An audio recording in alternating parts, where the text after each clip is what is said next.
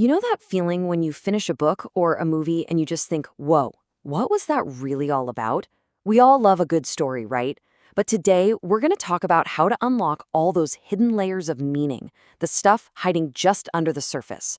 It's all about finding the right key. So let's get into it. I mean, it's a simple question, but the answer? Well, it's not so simple. Is there just one single correct meaning to a story? Or does that meaning change, depending on who's reading it? And that right there, that's the big idea. The meaning you find isn't just random. It is totally shaped by the perspective, the framework, or, and this is the word we're going to use today, the lens you're looking through. It's like putting on a pair of special glasses that make certain things just pop. So that's what we're doing here. We're building a kind of toolkit for this whole new way of seeing. It's about moving past just what happened and starting to ask the real question, what does it all mean? Now, I know these two terms can sound a little academic, a little intimidating, but I promise you, by the end of this, you're going to see them as really practical, useful tools for any story you love. They're basically the secret sauce to understanding literature on a whole different level. Let's start with the big picture, okay? We'll kick things off with literary theory. Think of it as the blueprint, the master plan for how we even begin to interpret something. So, you see, theory isn't about one specific book. It's about the general approach. It's asking those big philosophical questions. It creates the frameworks that we can then use on pretty much any piece of literature out there. This right here is my absolute favorite way to think about it. Literary theory is your toolbox. And when you open it up, it's just packed with all these different lenses. And each one is designed to help you focus on a totally different part of a story. And just look at the variety in here. If you grab a feminist lens, suddenly you're seeing all the gender roles and power dynamics. If you switch to a Marxist lens, your attention is drawn to class struggle, to money, to power. Or maybe you pick up a psychoanalytic lens, and now you're hunting for the hidden motivations and desires of the characters. Every single lens shows you something new.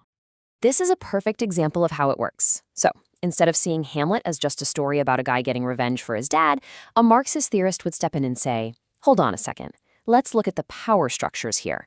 Let's see this as a story about the ruling class and its own internal squabbles. The theory gives you that whole new angle. Okay, so if theory is the toolbox, what happens when you actually pick up a tool and get to work? Well, that's where literary criticism comes in. This is where the rubber really meets the road. Yep, this is the hands-on part. Criticism is the application of a theory. It's where you take one of those cool lenses from your toolbox, hold it up to a specific novel or a poem, and you ask, all right, what do I see now? And the process is actually pretty simple. First, you pick your lens, your theory. Then, you pick a text, a book, a movie, whatever. And finally, the act of actually analyzing that text through that specific lens, well, that's it. That is criticism. Here's another great example. The theory is feminism, which gives us all these big ideas about gender and society. The criticism is the specific essay you might write arguing about how the character of Jane Eyre either fights against or maybe even supports the patriarchal world she lives in. You're applying that big idea to one specific piece of work. All right, so we've seen both sides of the coin. Now, let's put them right next to each other. This is where it's all going to click into place, I promise. So what is it? What's the fundamental difference between these two things? Let's break it down, nice and simple. This table just lays it out perfectly. Look at the two columns. Theory is the big abstract philosophy. Criticism is the concrete, hands-on application. Theory gives you the lenses. Criticism is the act of looking through those lenses at a specific text. It really all boils down to this. Theory is the foundation.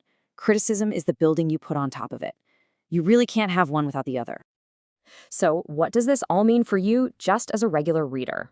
Well, it means you've now got this powerful new toolkit you can use anytime you want.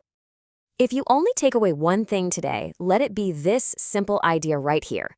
Theory equals the ideas, the lenses. Criticism equals the practical interpretation, what you do with them. And this is so important.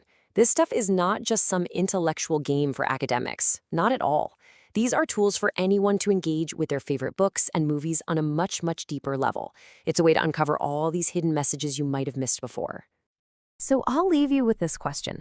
The next time you pick up a book or sit down to binge a new show, just ask yourself, what lens will I use? Will you look at it through the lens of power and class? Through gender? Maybe something else entirely? The choice is yours, and each one will reveal a completely different story.